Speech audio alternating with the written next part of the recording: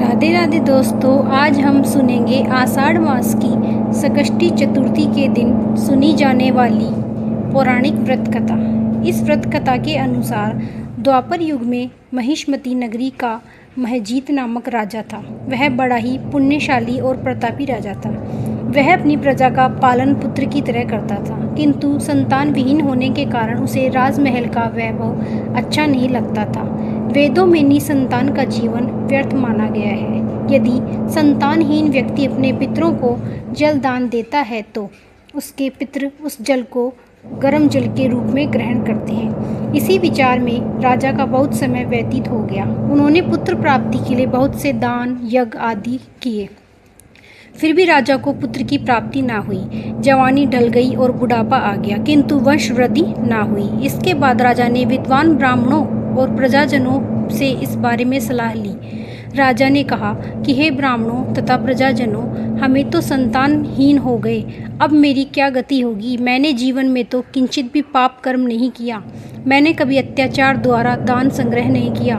मैंने तो सदैव प्रजा का पुत्रवत पालन किया तथा धर्म आचरण द्वारा ही पृथ्वी शासन किया। मैंने चोर डाकुओं को दंडित किया, इष्ट पितरों के भोजन की व्यवस्था की, गो ब्राह्मणों का हित चिंतन करते हुए शिष्ट पुरुषों का आदर सत्कार भी किया। फिर भी मुझे अब तक पुत्र न होने का क्या कारण है। विद्वान ब्राह्मणों ने कहा कि हे महाराज, हम लोग वैसा ही प्रयत्न करेंगे जिससे आपकी वंश वृद्धि हो। इस प्रकार कहकर सब लोग कोई उपाय सोचने लगे। सारी प्रजा राजा के मनोरथ की सिद्धि के लिए ब्राह्मणों के साथ वन में चली गई। वन में उन लोगों को एक श्रेष्ठ मुनि के दर्शन हुए। वे मुनिराज निराहार रहकर तपस्या में लीन थे। ब्रह्मा जी के समान वे आत्मजित, क्रोधित तथा सनातन पुरुष थे। संपूर्ण वेद विशार व अनेक ब्रह्म ज्ञान संपन्न वे महात्मा थे।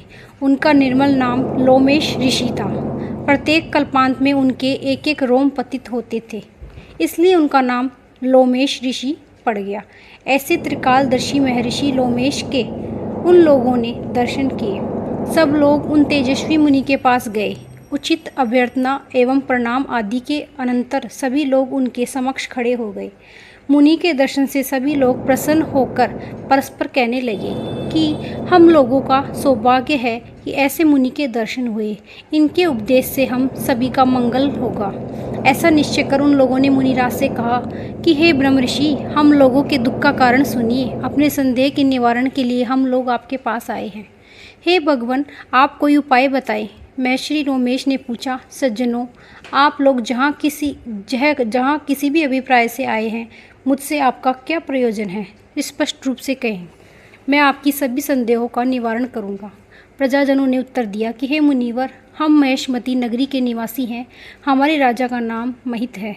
वह राजा ब्राह्मणों का रक्षक, धर्मात्मा, दानवीर, शूरवीर एवं मधुरभाषी है।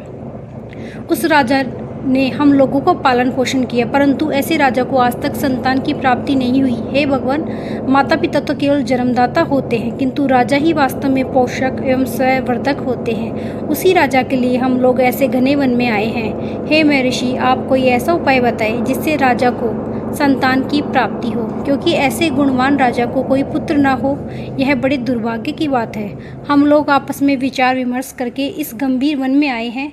उनके सौभाग्य से ही हम लोगों ने आपका दर्शन किया। हे मुनिवर, किस व्रत, दान, पूजन, अनुष्ठान करने से राजा को पुत्र होगा, आप कृपा करके हमें बताएं।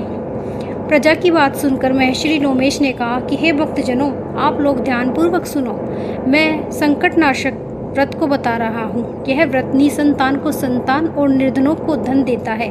आषाढ़ कृष्ण चतुर्थी को एक दंत गजानन नामक गणेश जी की पूजा करें। राजा व्रत करके श्रद्धा युक्त हो, ब्राह्मण भोज करवाए, उन्हें वस्त्र दान करे।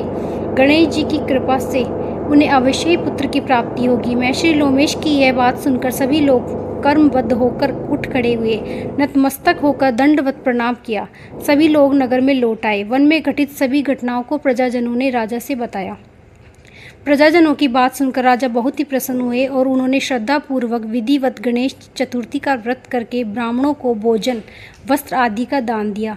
रानी सुदक्षिणा को श्री गणेश जी की कृपा से सुंदर और सुलक्षण पुत्र प्राप्त हुआ। श्री कृष्ण जी कहते हैं कि इस व्रत का ऐसा ही प्रभाव है, जो व्यक्ति इस व्रत को श्रद्धापूर्वक करेंगे वे समस्त सांसारिक सुखों के अधिकारी होंगे।